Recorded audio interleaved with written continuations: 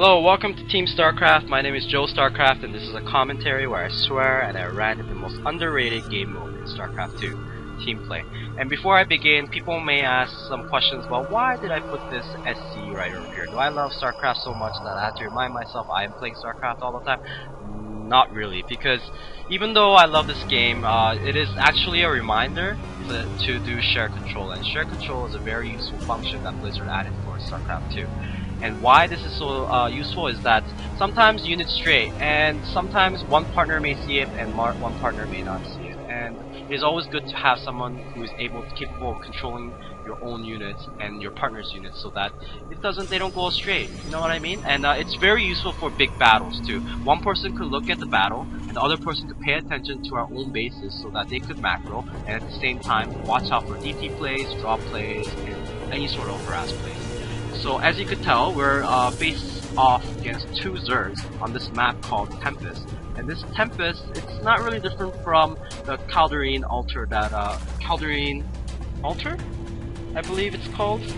I think I got the name wrong completely, but let's just call it Khaldaryn altar. Doesn't really matter, does it? It's basically you know, like the map names are basically conglomerations of epic nouns, right? My friend always used to tell me that, so that's kind of funny.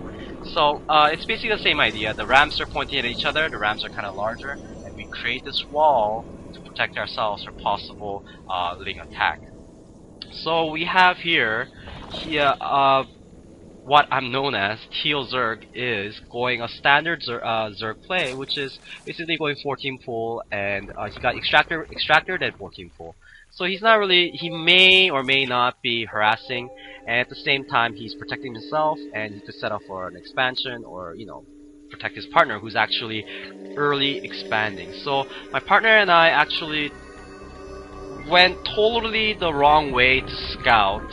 And you can see my SCV coming to check out what he's doing, and my partner ahead of my SCV to check out what Purple's doing. So he checked that the spawning pool is not done and he has no gas. And this is a clear indication that Zerg, one of the Zerg, this Zerg in particular, is planning to expand. So we do spot this hatchery there.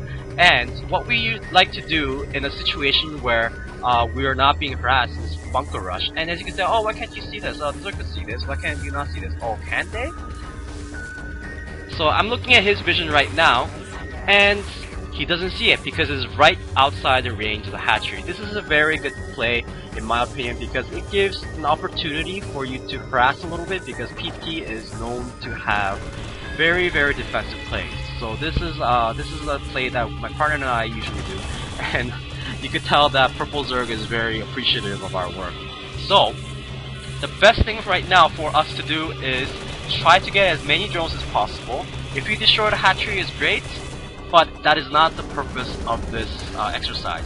So having your Protoss partner bring a Zealot along, and I call it Zealot, and some people may call it Zealot, but I like to call it Zealot because it sounds more epic.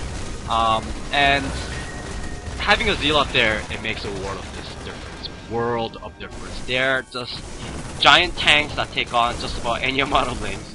And he is pounding away at this hatchery, and the Zerg is doing anything. Like, they're trying their best to stop this bunker from destroying this hatchery.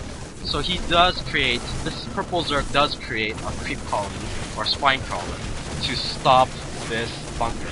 So the Lings have speed now, while the Purple Zerg doesn't have speed yet, but they do decide to, they do manage to clear out this bunker. So this is a clear sign of very good players, because most of the time if they're really bad players, they have no idea how to stop this. So they were very calm about it, they produced the right amount of Lings, and at the same time they managed to stop this rush.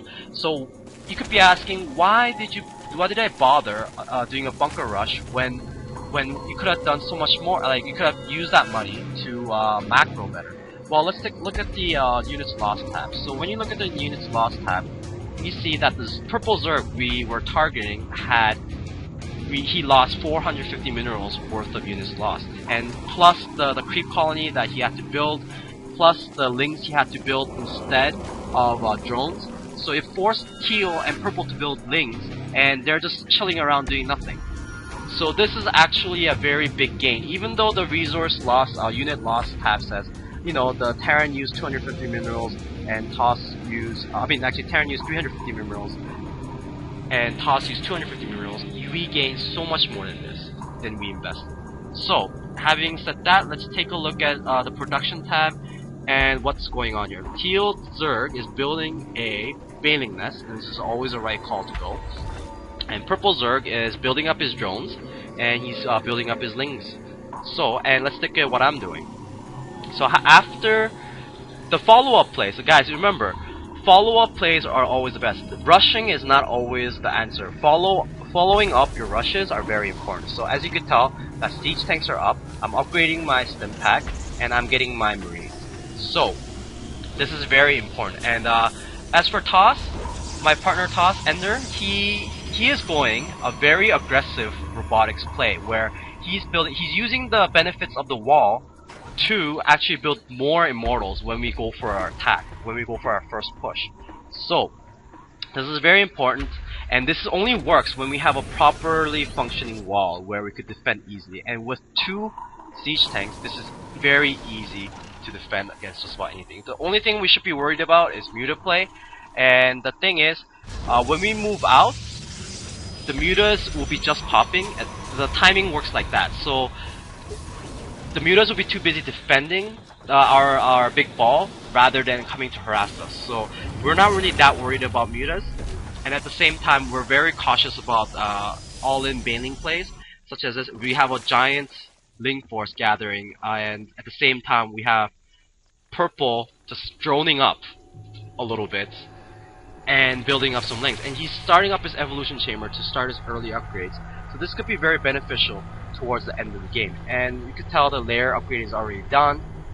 He has the what's it called, the melee upgrade and the carapace upgrade going up, and the banelings, he has another Teal Zerg has another layer up, and he has a Baneling Nest speed upgrade going up as well. So what I like about Purple Zerg is that he's creep spread. His creep spread has been very consistent, but it hasn't been so consistent with Teal, which I think he should be helping out, because they help. If you have double Zerg, creeps help both Zergs. So I think both Zergs should be doing the same thing to double the speed at which they spread their creep, because the creeps give vision and at the same time give speed. Like, it's so beneficial. So as you can see, we're moving out at 10:35 mark, and we have around a group of marines and 4 tanks, and we have 2 SCVs tagged to the tanks, because SCVs can repair both stalkers and immortals and tanks. So this is actually a very good unit composition to go in.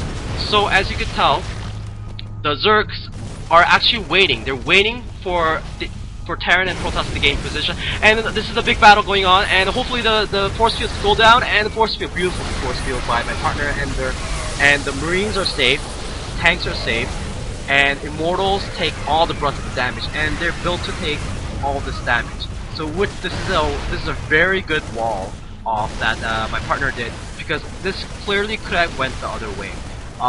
There's so many games where I played where Zergs would come, destroy the Marines, and it'll clear out the tanks, and they're left. The Immortals are more vulnerable to Lings than Stalkers, so they will basically die to a crap load of shit little things. So Purple, as you can tell, that he already went on the Infestor build, and Infestors are so very effective against Terran and Protoss, especially against Terran, because the fungal growth does extra damage to armored units, and you can see so many Banelings are being sacrificed to stop this push.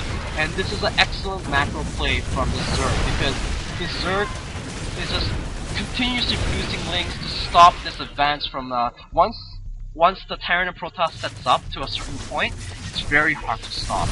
So remember guys, to always reinforce your units. Your units should always be reinforcing, and at the same time, if there was no reinforcements, then they would have stopped this attack long time ago.